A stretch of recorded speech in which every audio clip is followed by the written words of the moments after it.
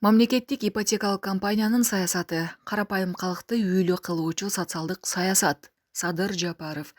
Президент Садыр Жапаров кабар агенттигине берген кезектеги маегинде учурда мамлекеттик ипотекалык компаниянын саясаты жөнөкөй жарандарды жеткиликтүү турак жай менен камсыздоого багытталганын баса белгиледи.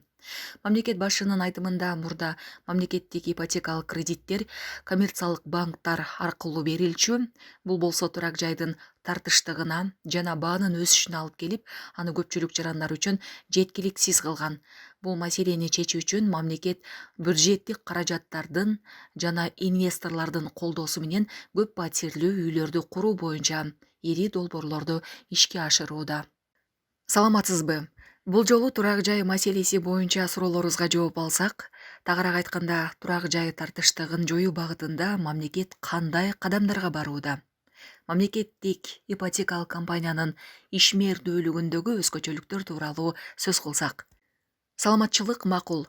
Мамлекеттик ипотекалык компания 2015 жылы түзүлүп, 2016 жылы алгачкы ипотекалык насыяларын бере баштаганы белгилүү, бирок ал кезде компаниянын ишине ичи чыкпагандар көп болду. Бир убакта такыр эле насыя бербей калышты. Азырда ошондой болуу тобокелдиги жокпу? Сиздер ипотекалык саясатты эмнелерге таянып өзгөрттүңүздөр эле? Мамлекеттик ипотекалык компания негизинен туура түзүлгөн, бирок ал кезде ичи чыкпагандар көп болгонунун себеби саясаты туура эмес болгон. Биринчиден, пайызы абдан жогору болгон. Экинчиден, мөөнөтү абдан кыска болгон 10 жыл. Үчүнчүдөн, алдын ала батирдин баасынын 30%-ын дароо төлөйсүң деген шарт болгон. Мындай шартта карапайым калк менен мамлекеттик кызматта иштегендер батир ала алышкан эмес. Ошол үчүн акыркы убактарда үй алгандар жокко эсе болуп калган. Бюрократияда абдан күч экен, үй алуу жөнөкөй эмес, абдан татаалдаштырылган. Ошондуктан карапайым калк же мигрант болуп кеткен, же жаңы конуштарга таптакыр шарты жок жер кепелерди салып жашап жүрүшкөн. Мен 2021 жылы бийлик башына келери менен дароо тапшырма бердим. Саясаттын өзгөрттүм. Убактысын узартып, үй алуу механизмдерин жөнөкөйлөштүрдүм. Албетте мунун баарын мыйзамдарды өзгөртүү менен бекиттик. 2 жыл убакыт кетти. Мына эми азыр карапайым калк менен мамлекеттик кызматкерлер массалык түрдө үй ала башташты. Ипотеканын мөөнөтү 25 жылга чейин. Алдын ала баланча пайызын төлөйсүң деген шарт жок. Ошентсе да мамлекеттик ипотекалык компанияга сын айткандар да жок эмес. Ошол эле жогорку кеңештин депутаттары мамлекеттик ипотекалык компания берген насыя батирдин чарчы метрине коротулган каражаттан кымбатыраак болуп жатканын айтып чыгышты эле. Бышкан ашка сынчы көп дейт кыргызда. Же балким түшүнбөстүк менен сындап жатышкандыр. Мен депутаттар үчүн эле эмес, жалпы коомчулук үчүн дагы түшүнүктүү болуш үчүн ийине жибине чейин чечмелеп берейин. Мындан кийин сындагандар болсо, аларды түшүнүп туруп эле тескери сүйлөгөндөр деп билсек болот. Же шектүү шекишинет деген кеп. Мурдагы чоңдордой чөнтөккө иштеген заман жок. Ал заманды унутуш керек. Мамлекеттик ипотекалык компанияда ким жеке кызыкчылыктарын көздөсө жазаланат. Мамлекеттик ипотекалык компания өзү курулуш кылбайт. Өзү курулуш кылса, дайынын таппай калат же бара-бара банкрот болушу мүмкүн. Курулуш өтө оор жана майда чүйдө иштери көп. Ошондуктан мамлекеттик ипотекалык компанияны курулуш менен алек болууга тыюу салганбыз. Албетте мамлекеттик жеке өнөктөштүктүн негизинде курса болот, бирок ошондо дагы курулушту толук бүтүрүү жоопкерчилигин жеке компаниянын мойнуна илиш керек. Бүгүн ипотекалык мамлекеттик компаниянын саясаты кандай? Бүгүн мамлекеттик ипотекалык компаниянын Кыргыз курулуш мамлекеттик компаниясы жана жеке компаниялар менен бир бааны коюп, курулушту под ключ бүтүргөнгө келишим түзүп, үйлөрдү салдырып жатат. Мисалы, Чүй облусу жана Бишкек шаарында үйлөр 1 чарчы метри $650 кордурулуп жатат. Ал эми Талас, Нарын, Ысык көл, Ош, Жалал Абад, Баткен аймактарында болсо $700 кордуруп жатышат. Себеби бул аймактарга арматура жана башка курулуш материалдарын Бишкектен ташып барышат. Ошол үчүн бул аймактарда 1 чарчы метри $50 кымбатыраак. Бул суммага жеке ири курулуш компаниялар макул болбой коюшуп, Кыргыз курулуш мамлекеттик компаниясы менен куруп жатабыз. Дагы 2-3 жеке компанияга суранып жатып, курулуш иштерин тапшырдык. Анткени ири курулуш компаниялары под ключ $1000 кем эмес курабыз деп баш тартышты. Эмне үчүн жеке курулуш компанияларды жалдап жатабыз? Себеби мамлекеттик компания жалгыз жетишпейт. Анткени өлкө боюнча курулуштар массалык түрдө жүрүп жатат.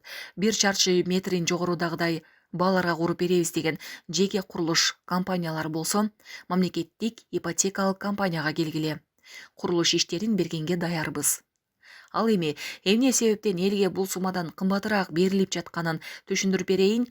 Мисалы, Мурас Кичи районунда элге $750 берилди. $100 МИКтин пайдасына калды. Калыш керек. Себеби мамлекеттик ипотекалык компания батир алган элди 25 жыл бою тейлейт, жумушчуларга эмгек акы берет, инфляция болот дегендей. Мамлекеттик ипотекалык компаниянын мындай үстүнө кошулсу үйлөрдүн жайгашкан райондоруна жараша болот.